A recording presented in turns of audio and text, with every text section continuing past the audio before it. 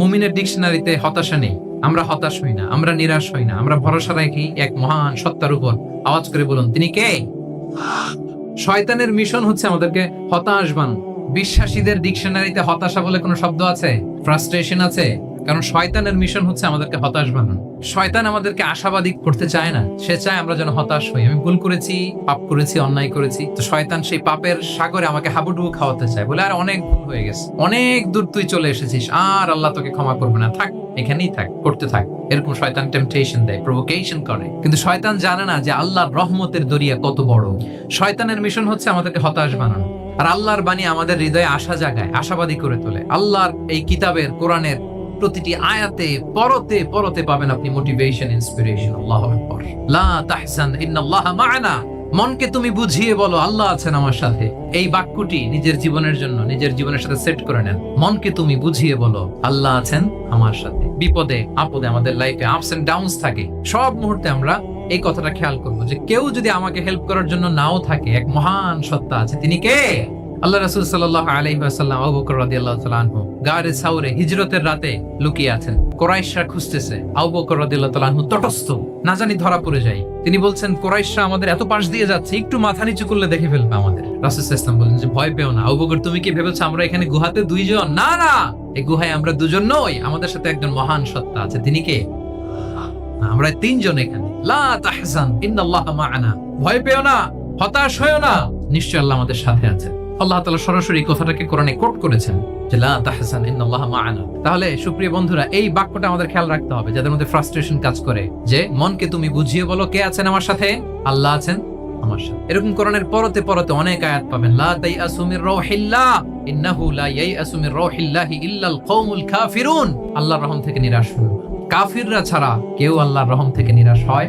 আমি আপনি আমাদের জীবনে কত ভুল করেছি, কত অন্যায় করেছি, কতটাই বা পাপ করেছি। মনে রাখবেন, আমাদের পাপ যত বড় হোক, আল্লাহর রহমতের দরিয়া তার চাইতেও বড়। ইন্না মা'আল উসরি ইউসরা ফাইন্না মা'আল উসরি ইউসরা, and verily with every hardship there is an ease. প্রত্যেক কষ্টের পরেই থাকে স্বস্তি। এই বাক্যগুলো কি আপনাকে মোটিভেশন দেয় না? এই কথাগুলো কি আপনাকে চাঙ্গা করে না? আপনার জীবনে ইন্সপিরেশন হয়ে আসে না এই কথাগুলো? ওয়ালা তাহিনু ওয়ালা তাহজানু ওয়া আনতুমুল আ'লাউনা ইন কুনতুম মুমিনিন। চিন্তা করো না, হতাশ হয়ো না, তোমাদেরই বিজয় হবে যদি তোমরা মুমিন হও। আল্লাহু আকবার।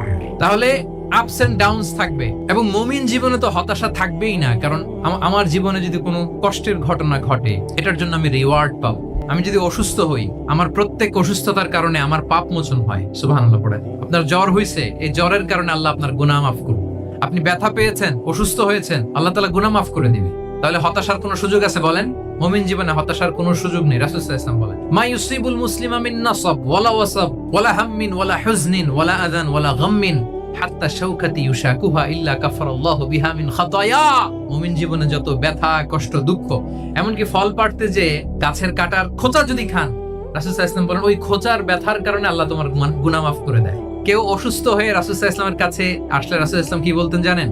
লা বাস আলাই তুহুরুন ইনশাআল্লাহ। তিনি বলতেন, আরে don't worry about it, it will cleanse up your sins. ভয় পেও না, আরে এই অসুস্থতা, এটার কারণে আল্লাহ তোমার গুনাহ মাফ করে দিবে। সুবহান।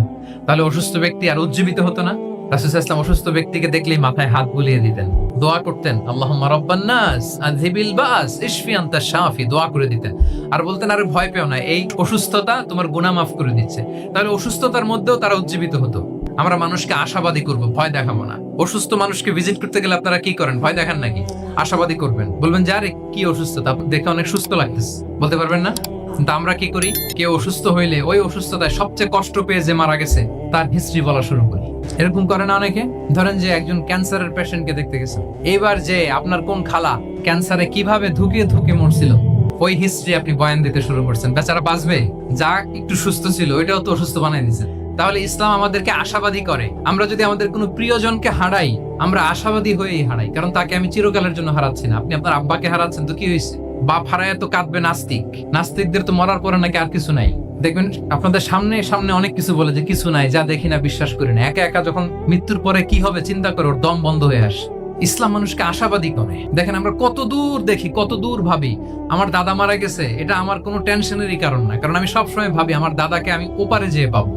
আমার আব্বাকে আমি হারিয়েছি তো ওপারে পাবো, আমার বন্ধুকে আমি হারিয়েছি, কাছের বন্ধুটা যে আমার জন্য খুব ইন্সপিরেশন ছিল, সাময়িক বিচ্ছেদ এটা আমাদের জন্য, কারণ আমরা ওই জগতে বিশ্বাস করি। আল্লাহু আকবার। তাহলে হতাশা আমাদের ডিকশনারিতে আজকে থেকে রাখা যাবে গ্রেটফুলনেস। আপনাকে কৃতজ্ঞ হইতে হবে, শুকরগুজার হইতে হবে। আমরা অনেকে কমপ্লেইন করি খুব বেশি, না এটা ভুল। যা আছে এটা নিয়ে শুকরগুজার হন, আপনার জীবনটাকে আল্লাহ সুন্দর করবে। তাহলে কমপ্লেইন করবো না, আমরা শুকরগুজার হব। রাসূল সাল্লাল্লাহু আলাইহি ওয়াসাল্লাম বলেছেন, তোমার চেয়ে যে খারাপ অবস্থানে আছে তার দিকে তাকাও, যে ভালো আছে তার দিকে তাকিও না। হ্যাঁ, যে ভালো আছে তার মতো আপনি হওয়ার চেষ্টা করবেন, বাট আপনি ও খুব ধনী, ও খুব ভালো আছে এটা দেখে কষ্ট পাবেন না। কারণ আপনি খেয়াল করেন যে আপনার চেয়ে অনেক খারাপ অবস্থানে আছে অনেকে, ওর দিকে তাকালে দেখবেন যে আপনার আর খারাপ লাগতেছে না। শেখ সাদি রাহিমাহুল্লাহ, বিখ্যাত কবি, নাম শুনেছেন না? ওনার একবার পায়ে দেওয়ার মতো জুতা ছিল না, কি ছিল না। উনি একবার রাস্তা দিয়ে হাঁটতেছেন, হঠাৎ দেখেন এক লোকের দুইটা পাই নেই। শুকরগুজার হলেন, চিৎকার করে বললেন আলহামদুলিল্লাহ, যে আল্লাহ অনেক ভালো আছি, আমার জুতা নাই এজন্য মন খারাপ, ওর তো পাই নাই, এজন্য বেঁচে যে আছি এজন্যই আলহামদুলিল্লাহ। লা ইন শাকারতুম লা আযীদান্নাকুম ওয়া লা ইন কাফারতুম ইন্না আযাবি লাশাদীদ। আল্লাহ বলেন, যদি শুকরিয়া করো, শুকরগুজার হও, আমি আল্লাহ নিয়ামত বাড়িয়ে দেব। যদি নাশুকরি করো, জেনে রাখো আমার শাস্তি কঠিন। তাহলে বেঁচে যে আছি এজন্য কি করা উচিত? আপনি যে অবস্থানে থেকে খুশি না, ভাল লাগে না আপনার, যে হায় রে আমি তো লুজার, আমার কিচ্ছু নাই, আপনার এই অবস্থানে পৌঁছাটা অনেকের জন্য স্বপ্ন। মানে যেটা পেয়ে আপনি হ্যাপি না, কতটুকু হইতে পারাটা অনেকের কি স্বপ্ন। আপনাকে যদি জিজ্ঞেস করি, ভাই কি চান, কি লাগবে বলেন, কি চান? তা আপনি বলবেন যে শেখ আমি ধনী হইতে চাই, একটা ব্রাইট ক্যারিয়ার চাই, আমি টাকা চাই, আমি খ্যাতি চাই, ক্ষমতা চাই, এটা কত যে চাওয়ার ফিরিস্তি আমাদের। আপনি একটু একটা ক্যান্সার হসপিটালে জানতো, ক্যান্সারের 3rd স্টেজে চলে আসছে, ধুকে ধুকে লাস্ট স্টেজে চলে আসছে। আপনার তো অনেক কিছু চাই, আপনি ওকে একটু জিজ্ঞেস করেন যে ভাই আপনি কি চান? ও টাকা চায় না? ক্যান্সারের রোগী টাকা চাবে, খ্যাতি চাবে, ব্রাইট ক্যারিয়ার চায়, সে কি চায় বলেন তো? সে একটু বাঁচতে চায়। যে ভাই তুমি কি চাও? বলবে আমি কিছু চাই না, একটু বাঁচতে চাই। বার্ন ইউনিটে যদি কখনো যাওয়ার সুযোগ হয়, দেখবেন যে চিৎকার করে তারা, এত কষ্ট, এই দহনের কারণে এত কষ্ট, তারা চিৎকার করতে থাকে হসপিটালকে কাঁপিয়ে। আপনি ওকে একটু জিজ্ঞেস করবেন, ভাই কি চাও? বলেন তোর চাওয়াটা কি? ও শুধু বাঁচতে চায়। কিন্তু ওই বেঁচে থাকা নিয়ে তো আমাদের কোনো ফিলিংসই নাই। আমরা যে বেঁচে আছি এটা যে শুকরগুজার হওয়ার অনেক বড় একটা কারণ, আমরা এরকম করে ভাবিই না। বেঁচে থাকার কারণে আমরা কি পড়বো? তাহলে গ্রেটফুলনেস, আপনি যদি ইসলামিক লাইফস্টাইলে নিজেকে অভ্যস্ত করতে চান, আপনার যেমনি অপটিমিস্টিক হইতে হবে, এট দ্য সেম টাইম আপনাকে কি হইতে হবে? গ্রেটফুল হইতে হবে। আপনি যখন আল্লাহর উপর নিজেকে ন্যস্ত করেন, আপনি একটা ডিভাইন একটা প্রোটেকশনের ভেতরে থাকেন। বিশ্বাসীরা কি করে? আল্লাহর উপর ভরসা করে। ফাইদা আসামতা ফাতাওয়াক্কাল আলাল্লাহ। এমনকি ঘর থেকে বের হওয়ার সময় রাসূল সাল্লাল্লাহু আলাইহি ওয়াসাল্লাম আমাদেরকে বলেছেন, আল্লাহর উপর তাওয়াক্কুল করো। বিসমিল্লাহি তাওয়াক্কালতু আলাল্লাহ। এই তাওয়াক্কুল নিয়ে আমাদের অনেক মিসকনসেপশন আছে। আমাদের মধ্যে একটা প্রবণতা আছে, অনেকে বলে যে যা হবে হবে, আল্লাহ ভরসা। যে যা হবে হবে, কি ভরসা? যা করে আল্লাহ, আল্লাহ ভরসা। এটা it's not the concept of তাওয়াক্কুল। এটা তাওয়াক্কুল নয়। ইসলামে তাওয়াক্কুল is always at the second step. The first step is your effort. প্রথমে আপনি চেষ্টা করবেন, এরপরে আপনি আল্লাহর উপর তাওয়াক্কুল করুন। কিছু না করে যদি বলেন আমি আল্লাহ ভরসা, এটা আল্লাহ ভরসা হয়েছে? এটা আপনার মন গড়া একটা কথা হয়েছে, কিন্তু এটা তাওয়াক্কুল হয়? আমাদের অনেকে অলসতা, অকর্মণ্যতা, অপারগতা, হীনমন্যতা এগুলোর তাওয়াক্কুল বানায় ফেলেছে। হাত গুটায় বসে থাকবে, কাজ করবে না, অলস, আর বলে কি আল্লাহ ভরসা। রিজিকের মালিক আল্লাহ, কিছু করবে না আর বলে আল্লাহ ভরসা। প্রিয় ভাইরা, রাসূল সাল্লাল্লাহু আলাইহি ওয়াসাল্লাম তিনি অলসতা, অকর্মণ্যতা, হীনমন্যতা, কাপুরুষতা, ভীরুতা এগুলো থেকে আল্লাহর কাছে পানাহ চেয়েছেন। নিজের সাধ্যের সবটুকুন তিনি করেছেন, তারপরে আল্লাহ ভরসা করেছেন। এবং পাখিকে ইসলামে তাওয়াক্কুলের মডেল বানানো হয়েছে। রাসূল সাল্লাল্লাহু আলাইহি ওয়াসাল্লাম বলেন, লাউ আন্নাকুম তাতাওয়াক্কালুনা আলাল্লাহি হাক্কা তাওয়াক্কুলি লা রাযাকাকুম কামা ইয়ারযুকুত তুয়ুর তাগদু খিমাসান ওয়া তারুহু বিতানা। মানে তোমরা যদি পাখির মতো তাওয়াক্কুল করো, তাহলে পাখিকে আল্লাহ যেমন রিজিক দেয়, তোমাদেরকেও রিজিক দেবে। পাখি কি করে বলেন তো? প্রতিদিন সকালবেলায় ওর ঘরের ভিতরে বসে বলে যে আল্লাহ ভরসা। বরঞ্চ কি করে সে? সকাল সকাল কিচির মিচির রবে দিক দিগন্ত মাতিয়ে সে বের হয়ে যায়, সারাদিন ঘুরতে থাকে। তাহলে খালি পেটে সকালবেলায় পাখিগুলো বের হয়ে যায়, আকাশে বাতাসে ছুটে বেড়ায়, আর বিকেল বেলায় ওদর পূর্তি করে প্রতিটা পাখিকে তার নিড়ে ফিরিয়ে দেয় কে? তো পাখি কিন্তু বসে থাকে না। সকালে কি করে? খালি পেটে পাখিগুলো বেরিয়ে যায়, ওরা ওদের রোল প্লে করে, চেষ্টা করে। এরপরে বিকেল বেলা ওদর পূর্তি করে তাদেরকে নিড়ে ফিরিয়ে দেয় কে? আপনি হাত গুটিয়ে বসে থেকে বললেন আল্লাহ ভরসা, এটা হয়েছে? আপনি আপনার সর্বোচ্চটুকুন চেষ্টা করবেন, সব করার পরে এরপরে আপনি বলবেন আল্লাহ ভরসা। তাহলে তাওয়াক্কুল হলো প্রথমে যে কোনো জিনিস অ্যাচিভ করার জন্য পরিকল্পনা করা, তারপর সে পরিকল্পনা বাস্তবায়নের উপায় বের করা, তারপর বিভিন্ন উপায় উপকরণের সাহায্য নিয়ে সেটা অ্যাচিভ করার জন্য প্রাণান্তকর প্রচেষ্টা চালিয়ে যাওয়া, অবশেষে ফলাফলের জন্য কার উপর নির্ভর করা। এখন আমি কিছুই করলাম না, বললাম যে যা করে আল্লাহ, তাওয়াক্কুল হয়েছে তো না? আমাদের সমাজে দুইটা ধারণা, কেউ কেউ বলে আরে আমিই তো সব করব, তাওয়াক্কুলের দরকার কি? অ্যাবসলিউটলি রং। আবার অনেকে মনে করে আল্লাহই সব করে দিবে, এটাও অ্যাবসলিউটলি রং। তাহলে তাওয়াক্কুলের মেকানিজম হচ্ছে আমার সাধ্যের সবটুকুন আমি করব, তারপরে আল্লাহ সাহায্য আসবে, সেজন্য আমি তাওয়াক্কুল করব। আপনারা মুসা আলাইহিস সালামের ঘটনা জানেন, উনি যখন বনি ইসরাইলকে নিয়ে লোহিত সাগরের সামনে আসলেন, ফেরাউন তার সৈন্য নিয়ে ধাওয়া করলো, আল্লাহ তাআলার সাথে সাথে কি রাস্তা বানাই দিলেন নাকি সাগরের মাঝখানে? না, আল্লাহ বললেন আনিদ্রিব বিআসাকাল বাহর, লাঠি দিয়ে একটা বাড়ি মারো সাগরে।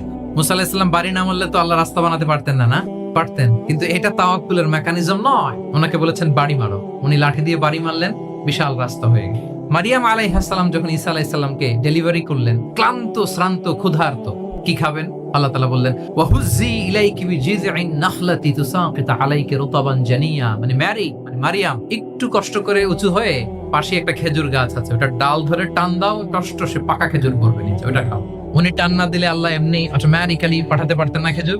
তাহলে এই পৃথিবীর সিস্টেম হচ্ছে আপনাকে কষ্ট করতে হবে, আপনার রোলটা আপনাকে প্লে করতে হবে। ইসলামে তাওয়াক্কুল is always at the second step, the first step is your effort. আপনাকে চেষ্টা করতে হবে, তারপরে আপনি তাওয়াক্কুল করবেন, তাহলে এটা প্রপার তাওয়াক্কুল হবে। তাহলে এখন থেকে হাত গুটিয়ে বসে থেকে আল্লাহ ভরসা বলবেন, আমরা এটা ভুল করে ফেলি। রাসূল সাল্লাল্লাহু আলাইহি ওয়াসাল্লাম, ওনার কাছে আল্লাহর সাহায্য আসতো, জিবরিল আলাইহিস সালাম আসতো, তারপরেও কখনো তিনি নিজের ভাগ্য আল্লাহর হাতে ছেড়ে দিতেন না। আমাদের মতো যা করে আল্লাহ ভরসা বলে কখনো নিজের ভাগ্য আল্লাহর হাতে ছেড়ে দিতেন, বরং নিজের সাধ্যের সবটুকুন দিয়ে তিনি চেষ্টা করতেন। তারপর তিনি ভরসা করতেন কার উপর?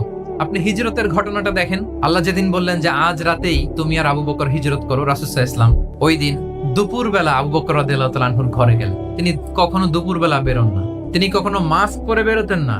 সেদিন তিনি মাস্ক পরে বেরোলেন, খারাজা মুতাকান্নিয়ান, মুখ ঢেকে বেরোলেন। আবু বকর রাদিয়াল্লাহু তাআলা আনহুর ঘরে যেয়ে বলেন, আবু বকর আখরিজ মান ফিল বাইত, ঘরে যারা আছে বের করে দাও, প্রাইভেট আলাপ আছে। আবু বকর রাদিয়াল্লাহু তাআলা আনহু বলেন, ইয়া রাসূলুল্লাহ, আসমা আর আয়েশা একজন তো আপনার পরিবার, আর একজন তার বোন, আমরাই তো। বলেন রাসূল সাল্লাল্লাহু আলাইহি ওয়াসাল্লাম আশ্বস্ত হলেন, বললেন যে আজ রাতেই আমরা হিজরত করব, আজ রাতেই।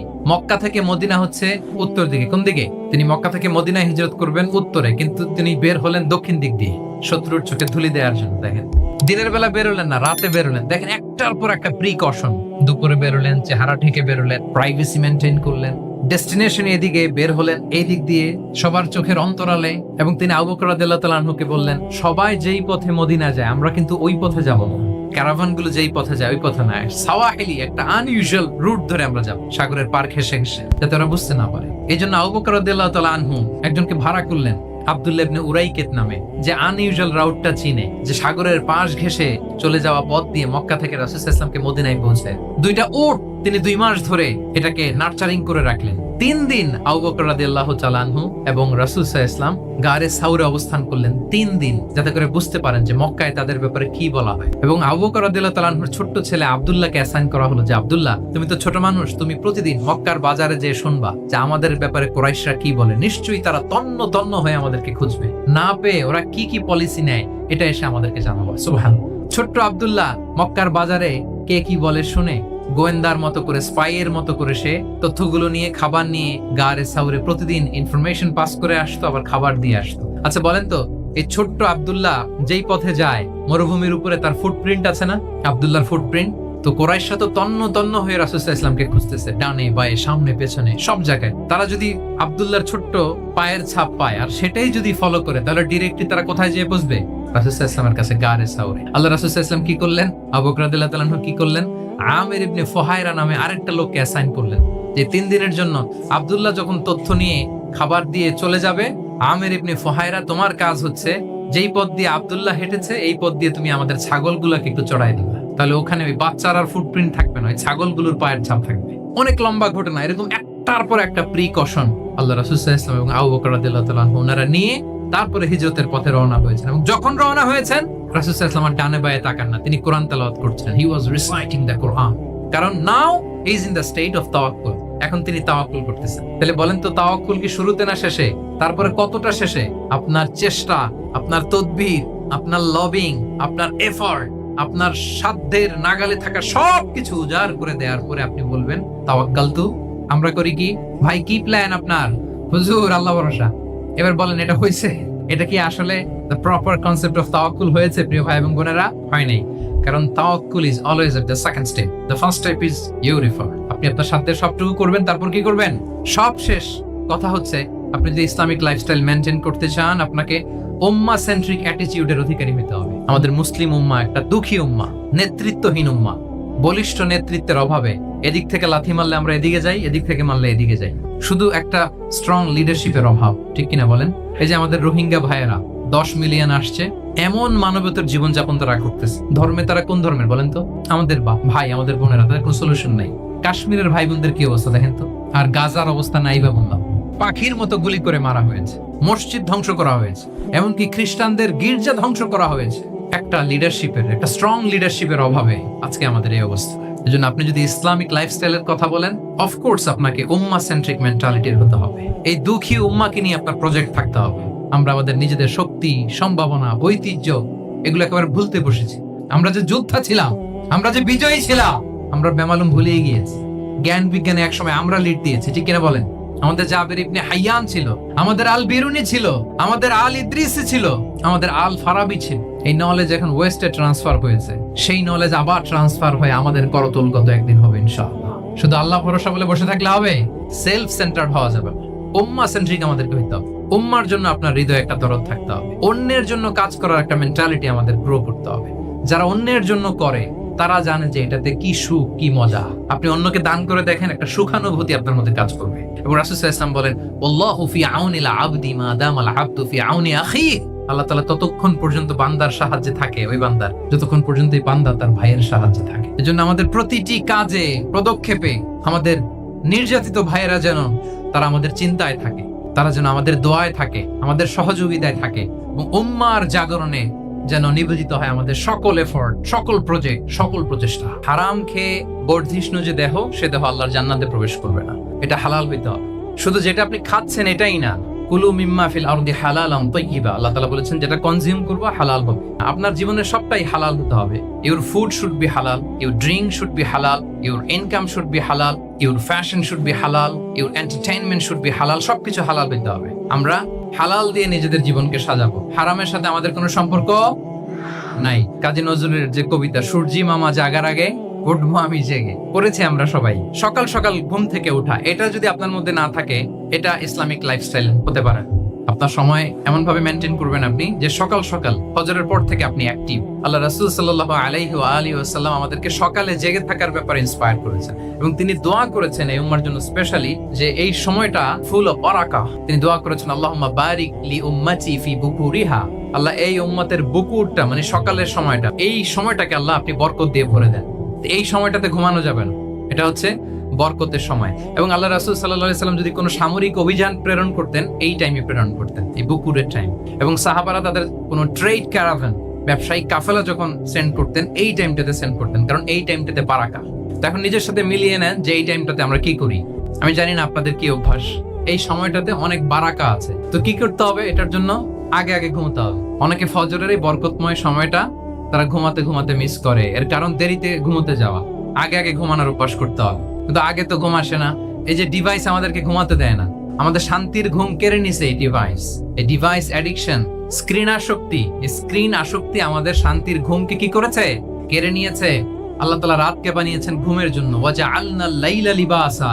লিবাস মানে আবরণ। আমি রাতকে বানিয়েছি পোশাকের মতো আবরণ করে, যে আবরণ রাত্রিবেলা নিঝুম নিঝুম নিস্তব্ধ অন্ধকার দিয়ে ছেয়ে দেয়। ফলে মেলাজিন নামে একটা হরমোন নিঃসরিত হয়, আমাদের ঘুম ঘুম ভাব আসে। ঘুমের জন্য আল্লাহ তৈরি করেছেন রাতকে। এরপরে আল্লাহ তাআলা বললেন, ওয়াজআলনান নাহারা মাআশা।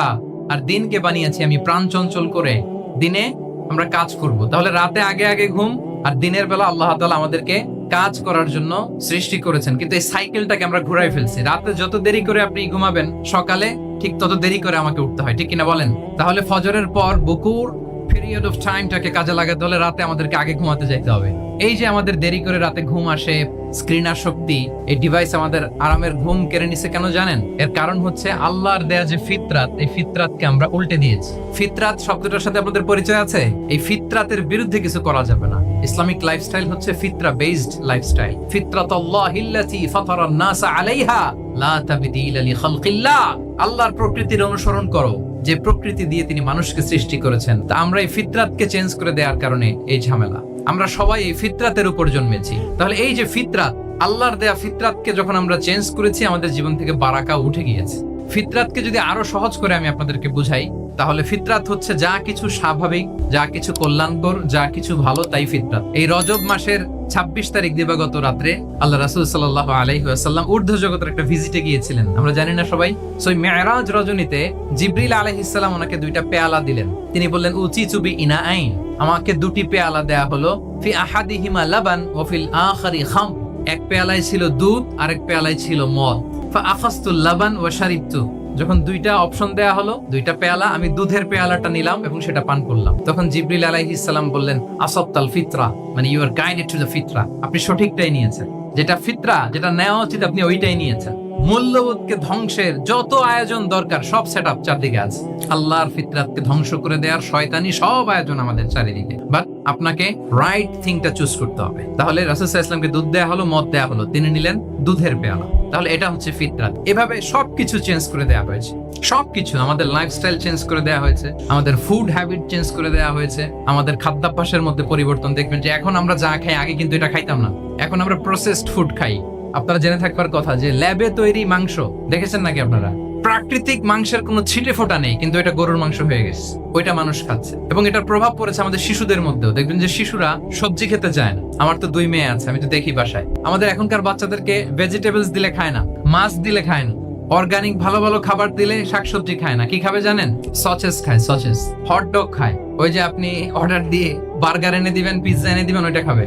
তারপর ইনস্ট্যান্ট নুডলস খাবে, স্যুপ খাবে, ফ্রোজেন যত মিল আছে এগুলা খাবে। তো বলেন, আজ থেকে 30 বছর আগে আমাদের বড়রা কিংবা আমাদের শিশুরা, আমরা কেউ কি এই খাবার খেয়েছি? বলেন তো, আওয়াজ করেন, খেয়েছি কেউ?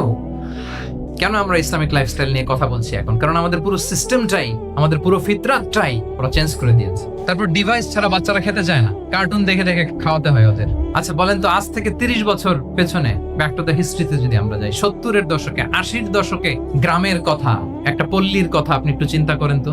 রাত 8টার দিকে, 9টার দিকে আপনি ওই গ্রামের কাউকে খুঁজে পাবেন? আমাদের এখন ট্যাবলেট খাওয়া লাগে না ঘুমের জন্য, কিন্তু আজ থেকে বেশি দূরে না, 30 বছর আগের একটা গ্রামীণ পরিবেশের রাত 8টার পরিবেশ হচ্ছে সবাই ঘুম। আপনি তো ঘুমাতে যান রাত 2টায়, আর আজ থেকে 30 বছর আগে আমার বাংলাদেশের একটা গ্রামীণ পরিবেশের রাত 8টার দিকে সবাই ঘুম। আমরা এখন যে টাইমটাতে ঘুমোতে যাই, ওই সময় ওনাদের অর্ধেক ঘুম শেষ। ওনারা যে সুখ করে গেছে তা আমরা চোখেও দেখিনি। আমার দাদা পরদাদারা যে সুখে লাইফ লিড করেছে তার অর্ধেকও আমরা করতে পারি। তারাই আসলে শান্তির, সুখের, আনন্দের সময়টা তারা কাটিয়েছে। লাজুকতা হারিয়ে যাচ্ছে। লাজুকতা, লজ্জা শরম থাকা, এটা যে কত বড় নেয়ামত, যেই জাতি একবার এটা হারিয়ে ফেলে আর কোনো কিছু দিয়ে, জোড়াতালি দিয়ে এটা তারা রিভাইভ করতে পারে। শিশু মোহাম্মদ চলে গেল সেই বনু সাআদে। ছোট্ট মোহাম্মদ কাঁদে না, কাঁদে না কখন, ক্ষুধা লাগলেও কাঁদে না, ব্যথা পেলেও কাঁদে না। কিন্তু ছোট্ট মোহাম্মদের প্রাইভেটস এর জায়গা থেকে কাপড়টা যখন সরে যেত, শিশু মোহাম্মদ কেঁদে দিত। সুবহানাল্লাহ।